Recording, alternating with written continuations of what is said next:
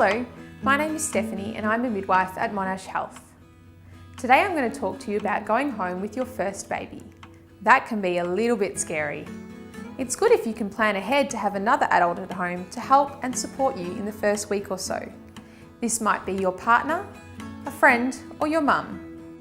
As a public patient, one of our midwives can also visit you in your home in the initial week to continue your care, offering advice on breastfeeding, caring for your baby, and your own health and well-being. We call this our Extended Postnatal Service, or EPC for short. If you have any worries, it may help to write them down at the time, so you don't forget to discuss them with the midwife when he or she visits.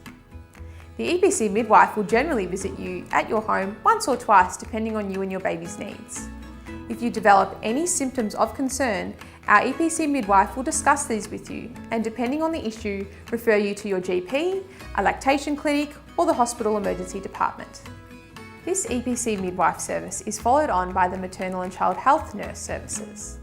The Maternal and Child Health Nurse will usually contact you in the first week or two and offer you a visit at home or suggest a time to visit the clinic.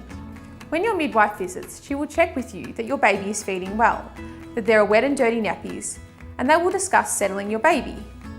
Generally, your baby will be weighed. This may be the first time he or she has been weighed since birth, and it is most likely that the weight will be less than when the baby was born.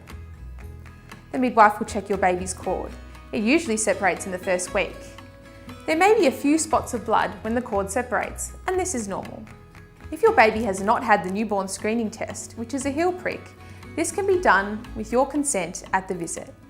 The newborn screening laboratory will contact you directly if there is any need to have it repeated.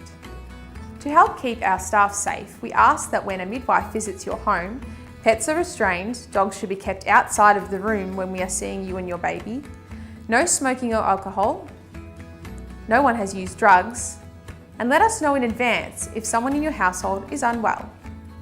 Sometimes, if there is a history of family violence, for example, we may be unable to visit you and ask you to come back into the hospital to be checked.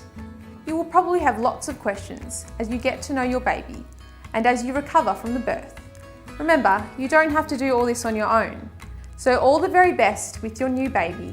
Remember, you and your baby are the top priorities for a while. Let others help you as much as they can.